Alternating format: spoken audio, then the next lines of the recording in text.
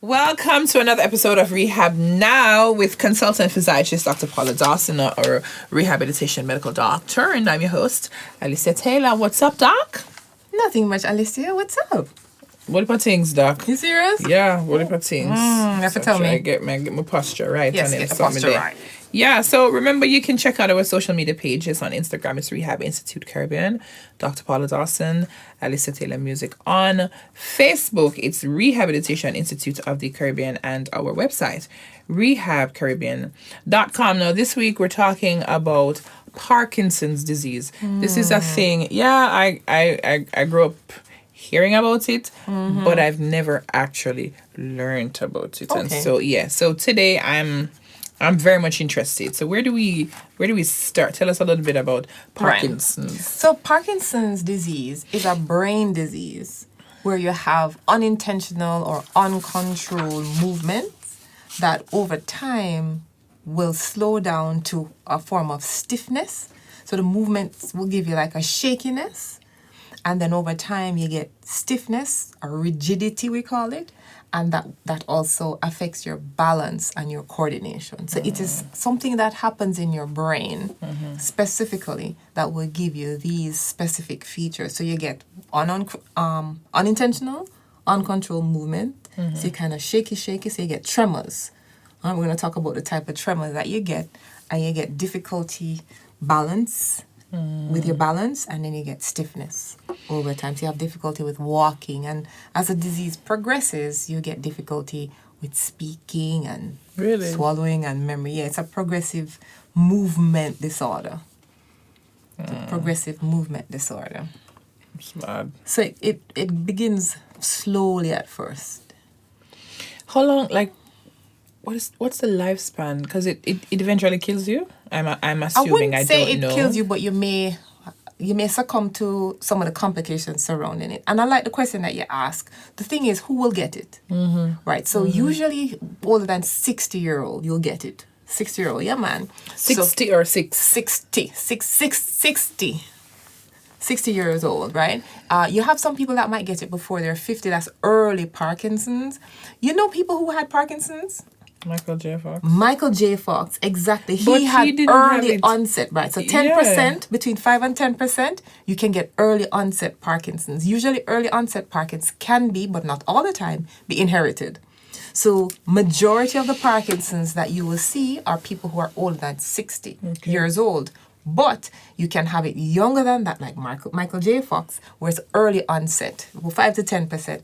Adolf Hitler had Parkinson's. He had Parkinson's? You know who else had Parkinson's? George Bush dad. George Bush. Which one is George Bush the dad? One of them. Yeah. George Bush the dad had Parkinson's. And also Cassius Clay. You know who named Cassius Clay? Oh my God, Muhammad Ali. Muhammad Ali. So I have a story to tell. He has? Yes. No, he does not. He cannot. How can he have? He's like a boxer. I have a story to tell you about Muhammad Ali. Because I met him. You did not meet Muhammad Ali. You did not meet Muhammad Ali. Pictures to prove. Go on my Facebook. I want to see it. See Muhammad Ali hugging me. Why am I shouting? Sorry. I'll tell you about the story. But so excited. You want me to tell you now or later? Tell me a story about Muhammad Ali. So I was living in Chicago, right? Fortunately, I had just done my hair in my apartment, and I had a cousin living in Chicago, right? Michael Foster. Everybody knows Michael Foster. He's like one of the who's who. What's your cousin name? Michael Foster. You know him? You have a cousin named Michael Foster? Yeah. That is creepy. Lives in Chicago? No, my father's name is Michael Foster. Oh my goodness! Look at that. All right. So that's interesting. It is interesting. And so anyway, so your father named Michael, your husband named Michael? Yeah. And my son named Michael? My son's middle name is Michael. I like the name, apparently. Clearly. Obviously. Clearly. Yeah. So, sorry. So back to Muhammad Ali. Right. So he's who's who. He's kind of big in Chicago, right? He is and big. So one Saturday I was at home. He said, "You want to meet Muhammad Ali?" I'm like, "Of course." So he said, "All right, come meet me in the lobby," because we lived in the same building. So we walked over to Muhammad Ali's suite. He was staying in a hotel, right? So my cousin are friends with Muhammad Ali's close friends, who were best man and best woman at their wedding. All So it's like right. people who know Muhammad Ali. So I went over there. So he was sitting in a suite. So when I entered, I was like, oh my God, I'm going to meet Muhammad Ali. So Muhammad Ali, he was sitting. By then he had Parkinson's. This was 2007. Let me not say too many. But he was eating, right? And he had a bib on because he was eating not Oreo, Chips Ahoy. And he was eating the cookie, right? And because of the Parkinson's, his hand was shaking and stuff, but he was so pleasant. And so the incredible thing about Muhammad Ali, he's very tall. I didn't realize he was so tall. Really? And so when he stood up, when he was going to use the bathroom, when he stood up, the walker, because he was using a walker, right? Because he had issues with mobility, and we're going to talk about the mobility, that Parkinson's gait. So when he got up to walk, he had that shuffling gait as the Parkinson's way. But he didn't talk much. He had hypophonia. His voice was so low. We're going to talk about that That's as also well. a part of. Also a part. But he was still very funny. So while we were going to take the picture, he had his arms around me. And I felt something like a bug on my ear, but it was him pinching my ear. So he was still quite humorous. So yes, I met Muhammad Ali, Cassius Clay. So I still have the pictures to prove That's it. so nice. I Yeah. can't believe you met Muhammad Ali. You know can't Pele? believe- I'd love to meet Pele too. Yeah. Wouldn't we all like to meet Pele? So Parkinson's disease we're talking about. And those are famous people With Parkinson. who had Parkinson's. Yes, yes. And so what is the cause? We don't know. We don't know. There can be some gene mutation. There may be environmental or familial, meaning it may be genetics, but it may be environmental. But more, we just don't know, right? And so what happens in Parkinson's? So there's a part of the brain that is responsible for movement. Know that? Deep in the brain. A place called the basal ganglion. Yeah, man. You remember that? Let me know it, man. Yes. Yes, I'll go on. So what will happen in Parkinson's, the brain cells that are in the basal ganglia, in the deep part of the brain, they die. They degenerate and die, and we just don't know why.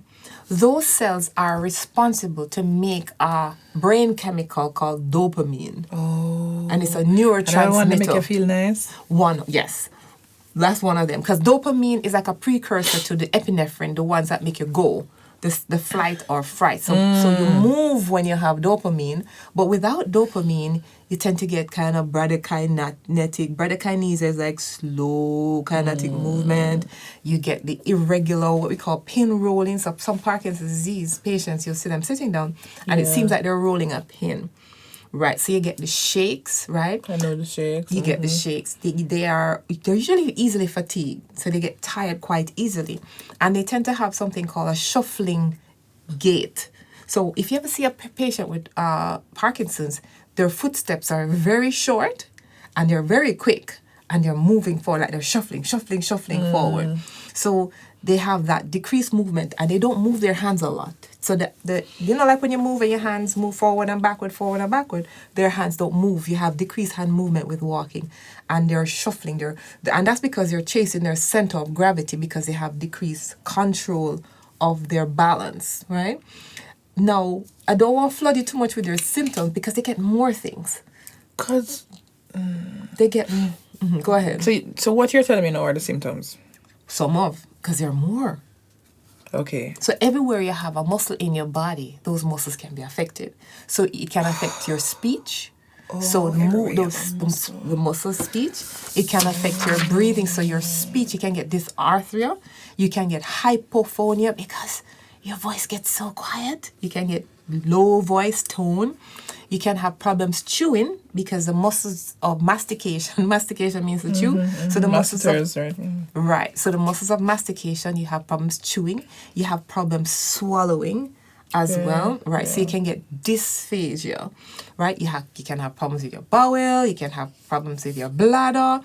You can have problems with even just trying to get up. So your coordination is completely off, right? And of course, you're always tired. So these are some of the symptoms. But generally, we'll say, okay, there's tremor, bradykinesia, which is you get this shaky. Bradykinesia, your movements are slow, and you get rigidity. Yeah. So they get bored like rigidity. So even when you look at their faces can we call it mask. So they're expressionless. I've seen that. And they can't do any animation. You know, like when you make up your face, like you just know, you can't. When you try to tell a story, you might raise your eyebrow, or you might show surprise or laugh. Their face is blank. So they have like mask faces, they call it. So the lack of expression, lack of animation that you will see. Okay, so these are the symptoms. But, and tell me if I'm asking this question correctly. But how would, God forbid, how would you know what? How would a person know that they're having Parkinson's? All right. What are the signs that they would look for? So how do you diagnose? Right. So how do you diagnose? Right, so that's the thing. There's no test that you can do. There's no no test. MRI. No, there's no blood test that you can do. So how you know? You just start check? From history. So there's a history of it. So the patients will come in and tell you that my friends observe that I'm shaking. My friends say that my voice has changed. They also get something called micrographia, meaning their handwriting start get fine and people can't write. So even their signature, if they write checks, we don't really use checks nowadays, but their signature will change. So the friends might say, your voice is getting too low, and then they'll start having the tremor. So one of the earliest signs is a tremor. The pin rolling, right? And then they find that they may even start having frequent falls. That's another thing that we see commonly in patients with Parkinson's disease. So they're frequent falls. Because of the decreased balance and coordination, they fall, right? And so literature will tell you that the risk of fall and hip fracture, which comes because of the age, but the risk of fall is higher in someone with Parkinson's as compared to someone who's visually impaired, as compared to someone who has like a problem wrong with one of the limbs, like a weakness or a fracture, yes. So Parkinson's disease, the risk of fall is so high, very, very, very high. And so ultimately, as the disease progresses, they may have memory loss, they have cognitive issue to the point where they may even develop dementia. So dementia is severe memory loss that will affect your regular daily activities. Not just you can't remember where you put your keys. But why does this affect the... memory loss and dementia is a brain thing. Dementia is a brain thing. Okay. Right. So dementia is a brain thing. Right. So dementia is a type of memory loss, but it's memory loss, severe memory loss. Because you have another thing called, I should tell you, delirium, which is a short-term memory loss, right? Even people say, you're delirious, you can't remember what you do? Right. So you have dementia, which is the bigger umbrella. So is it because Parkinson's is a brain issue why you can have a issue in your brain such as dementia? That's a very good question. Why? Because those neurotransmitters, those chemicals, you need them for the brain to function. And so one of the functions of the brain outside of movement, so it's a part of the brain in the basal ganglia that will produce the dopamine. And when you have decreased dopamine, which is a neurotransmitter, you have decreased brain function overall. Right? And so you get all these. So when you look at in the autopsy specimen, when you look at the brain of someone who had Parkinson's after they've lived, they see these little bodies, they call them Lewy bodies in the basal ganglia. So there's the eosinophilic, there are these little some brown particles inside the cells, which kind of suggests that something is breaking down the brain cell. And up to now, we don't know it is. We don't know. Oh my God. That's a lot to take in. Yes. Parkinson's. Yes. Yeah, but we're gonna take a break. We're right up on our break, and when we get back, we talk about management. Yes. And physiotherapy. Yes. Yeah. Stay with us. Yes, stay with us.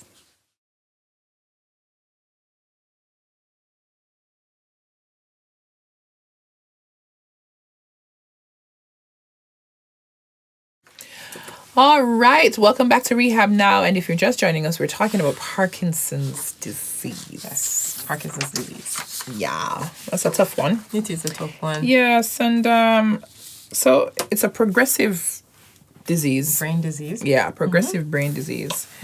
And so we can't cure it. No, we can't cure it. But we can manage... to an extent, but it's still progressive. It still worsens over time. Still worsens over time. We can slow down the progression. Okay. To an extent. Okay. So let's talk about the management. Right. The management. So the management is based on the symptoms, two, what is the chemical cause.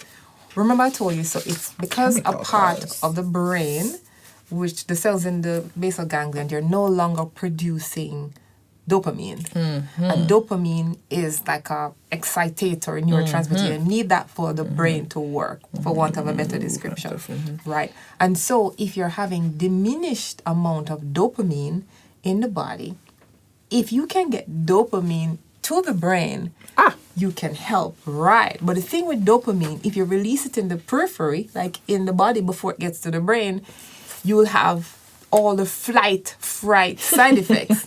So it's epinephrine, it's a precursor to epinephrine. So if you release it in the body too early, you'll get restlessness, you get a whole lot of tremors, you'll get headaches, you'll just be too agitated. So there's a type of medication called levodopa, L-dopa. Okay. But usually put it with carbidopa, another type of dopa. These are dopaminergic drugs that they give you.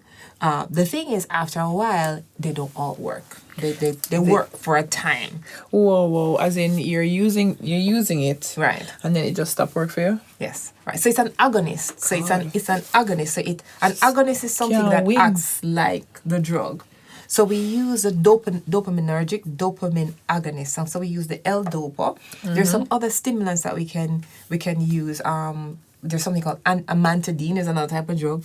Now, in the brain, you have two sets of chemicals. You have the dopamine, which are the ones that wake you up, and then you have the cholinergics. Those are the ones that kind of put you down, acetylcholine. And so, if we can't increase the dopamine, we can decrease the cholinergics. And so, another type of drug that they use is the one that will block the cholinergic, the acetylcholine. So you have drugs that will, so you have drugs that will decrease the acetylcholine level, and then you have drugs that can increase the dopamine level, right? And so it's really the doctors and usually the neurologists that will do, and you have some internists who are specialized in movement disorder. They are the ones who really manage the drug treatment in these patients, right? For me, well, before we get to the rehab, there's some other treatment. For example, Michael J. Fox. Yes. And so in the break, you were telling me that. Yes, I've seen him because I've seen him in series, not even a movie that you shoot one time. Right. Series, different episodes of him, and he looks, obviously, of course, them write him as a person who has Parkinson's, but he does not look for his. I would have think that Michael J. Fox's Parkinson would have progressed a little bit more than what I'm seeing on camera. Right. And I don't know if it's camera trick. I doubt that very much. Right. So what is going on with Michael J. Fox? Well, I don't know. Why he's, I don't know what was going on with Michael J. Fox, but I can tell you, though, that the progression of Parkinson's can be modified with the drug, the medication I mentioned, but there's also this thing called deep brain stimulation. Okay, what is that? Teach me. So with Parkinson's, you have main issues might be tremors, or it might be the tremors, the uneven, the shakiness, or it might be the stiffness, the bradykinesia, where you're just totally stiff. So there are different types of treatment. So there's one called deep brain stimulation. What is that? Glad you asked. Doc, come on. Right. So there are literally electrodes that you plant neurosurgically. They put them in the brain, and there are different parts of the basal ganglion that will control like the tremors or the stiffness, the rigidity. And so these electrodes are buried in the brain, and you have the electrical wires, and you're connected to a device that they plant in the anterior chest wall.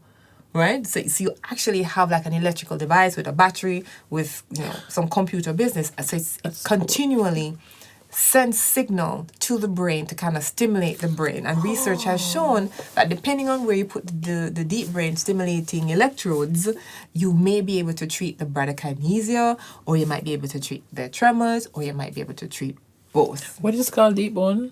Deep brain, deep in the brain. Oh, sorry. That's the name of the procedure? Deep brain stimulation. Let me reach a bone. Yeah, deep brain stimulation. So they literally put the electrode in the brain, right? Gosh. Now, those are the main, the medication, and then you have the deep brain stimulation. Now you come to where us as rehabilitation specialists come in, right? Okay. And so it's very, very important for people to understand that if you have Parkinson's disease, you should be doing a rehab program. Okay. The thing with people that are diagnosed with Parkinson's disease is that when they're doing the rehab, they may be discouraged because they don't see an improvement in their strength. That usually does not necessarily happen. But what therapy will do is to decrease the rate at which they lose function. All right, so it can allow them to walk for longer. Yeah. Walk for not longer distance, but for a longer time over time. It can also help them with their balance and coordination. Yeah. Right? So you're not falling. Exactly. It can help with fall protection. Very good. So we do a lot of fall protection, education, and muscle training for patients with Parkinson's disease. We can also, so it's a full rehab team. So you have the physical therapists who are helping you with the muscle strength. Parkinson's is a type of disease where you do suboptimal rehab. What do I mean by that? You don't wipe them out. When you go to the gym, I had your trainer say, push, man, push. And they try to push you harder and harder each time. They call it progressive resistant exercise, PREs. No, we don't do that with Parkinson's. We do what they can. We don't fatigue them out. Okay. So you don't wipe them out. So there's the skill is in the therapist to know how much to do. Because they get fatigued easily. So you want to maintain that intensity. Generally, them just they're easily fatigued. They get easily. That's one of the features. Easy fatigability. So they get tired. So the physical therapists will work on, at Rehab Institute of Caribbean, we have a team, and what we work on for the patients will be their balance, their gait, GAIT, which is walking, right? The muscle strength, and then the range of motion as well. Then with the team, you have the occupational therapists who are a part of the rehab team for a patient that has Parkinson's, and the OT will work mostly on the activities of daily living, because remember, they lose function. Then another person that's very important for Parkinson's disease patient will be the speech and swallow specialist. All right, talk to me now. Right, because with Parkinson's, you have problems chewing and you have problems swallowing. So with swallowing, in Parkinson's disease, they tend to have movement. They're unable to use the back of the throat or the tongue to push. So swallowing has different phases. Okay. You have the chewing phase, and then you have the preparation phase where you now start. After you finish chewing, you make the food into a nice little bolus, which is a round circle, and then the tongue will push it to the back of the throat, and then you have something called peristalsis movement, which will take it down the esophagus.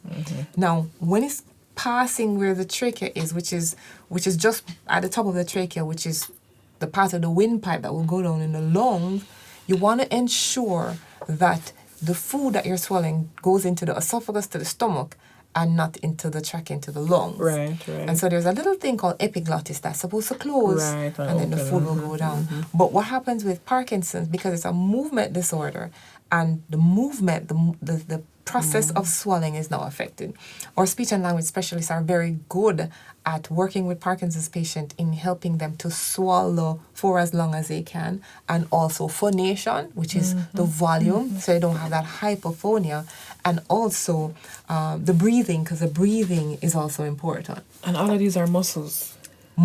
And well, remember, like for example, some people when they have like the weakness in the chest, the intercostal muscles, you need to inspire, breathe in, and exhale, breathe out to be able to, as you know, as a singer, for a sound to come out. Right. So the more air you have to release it for the volume. So because they have the weakness in the chest muscle, they're not able to give you a loud sound. Oh. Yeah. Because your breath is responsible for your volume. It is. In singing. It is, yes. And so Taylor Music School, ladies and gentlemen. Oh my God. Okay, so that's right. Oh, swallowing. And so just to recap, you have the physical therapists, the occupational therapist, the rehab doctor, right?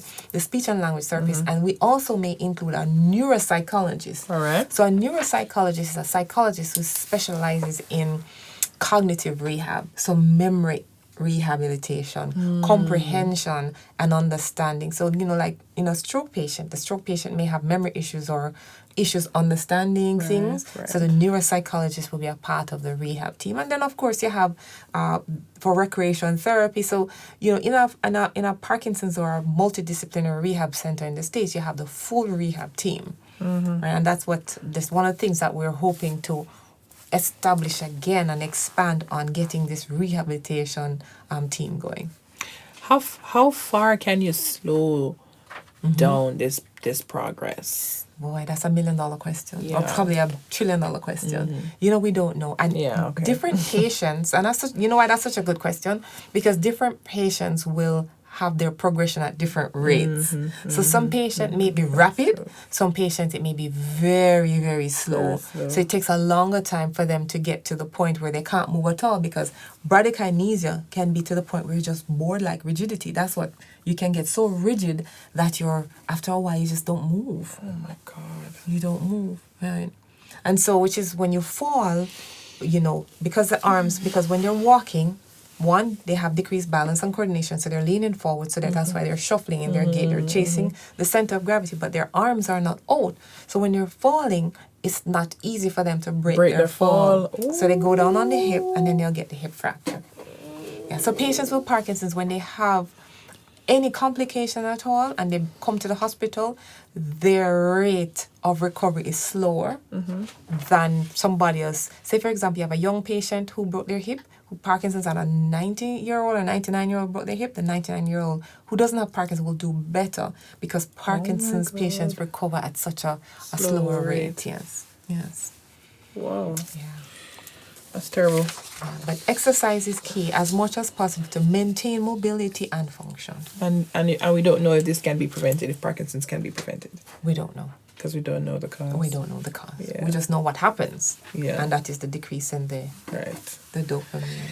Thank you so much, Doc. Yes, ma'am. Well needed information. You're Thank you, welcome. listeners. Thank you to Power 106, show producers or engineer. Thank you to the sponsors, Rehabilitation Institute of the Caribbean, providing medical care for function and performance. May I tell you the truth? In association with Winchester MRI, Jamaica's first choice for MR imaging, Denk Pharma, a combination of key active ingredients designed to boost the body's natural defense, and Almighty Studios, a recording studio where we create worship music to praise, to worship, and to serve. That's all we got time for. We'll see you next week, same time, same place. Blessings. Blessings, guys. Bye. Almighty Studios, your recording studio, a place to praise, to worship, and to serve. Welcome to the new normal industry standard. We are where you can come to worship and rehearse, record, mix or master your music. We have all you need to create your best production, including beat, song, podcast, commercial, and whatever you can ask, think, or imagine. Book your time today at Almighty Studios.